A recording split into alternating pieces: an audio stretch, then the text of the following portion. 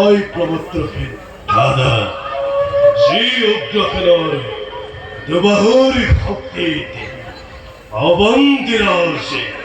আজিও নিষ্কান্তকে যে প্রবর্তকের রাজভক্তির প্রভাবতে আজিও বাহিরা শত্রুৱে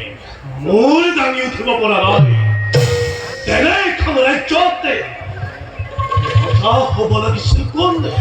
আৰু ৰজা হৈছে কোন হয় আমি দিনে নিশাই শত্ৰুৰ সৈতে সংগ্ৰাম কৰি কৰি দেশৰ মংগল চিন্তা কৰি আৰু এই ৰাজ্যৰ স্বাৰ্থপৰ ৰজা তোৰ মধ্যে